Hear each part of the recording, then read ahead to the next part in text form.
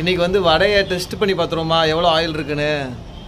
அப்பா வந்து ஃபேமஸான கடையில் தாங்க வடை வாங்கினாங்க. இதுக்கு வடை பேர் வந்து உளுந்த வடை, ஓட்டை வடை சொல்லுவாங்க. நம்ம தமிழ்நாட்டில் வடைன்னா செம்ம ஃபேமஸ்ண்ணே, டீ வடை. ஆனால் இந்த வடையில் ஆயில் எவ்வளோ இருக்குது பாருங்கள். ஒரே வடையில் வந்து கிட்டத்தட்ட வந்து 2 ஸ்பூன் ஆயில் வந்துருச்சுங்க. இந்த வடை வந்து மச்சான் வா மச்சான் வடை சாப்பிடுவோம் மச்சான், டீ வடை சாப்பிடுவோம்னு சொல்லி சாப்பிட்றவங்க ஃப்ரெண்ட்ஸுக்கு வந்து டேக் பண்ணி விடுங்க. முதல்ல பாருங்கள் எவ்வளோ கொலஸ்ட்ரால், செம்ம கொலஸ்ட்ரால் இந்த வடை சாப்பிட்டீங்கன்னா. எனக்கு நானே வச்சுக்கிட்ட ஆப்பு. என் கையை பார்த்தோம் எனக்கே தகட்டி போச்சுங்க, அந்தளவுக்கு ஆயிலுங்க. சில பேர்லாம் ஜிம்மு போயிட்டு எக்ஸசைஸ்லாம் பண்ணிவிட்டு கிரிக்கெட்லாம் விளாண்டெல்லாம் எக்ஸசைஸ்லாம் பண்ணிட்டு கடைசியில் வடை 2 வடை சாப்பிட்டாங்கன்னா முடிஞ்சு போச்சு, ஜோலி முடிஞ்சு போச்சு. நீங்கள் ஒர்க் அவுட் பண்ணதெல்லாம் வேஸ்ட்டு. உண்மையாக சொல்கிறீங்கண்ணா. சாப்பிடுங்க ஐயா, ஐயா நீங்கள் சாப்பிடுங்க, நமக்கு சக்கமாக தானே இருப்பான். பையில் வந்து ஒரு 5-6 வடை இருந்துச்சுங்க. அப்படியே நான் மாடு கொடுத்துட்டேன் இந்த வடை பூரா.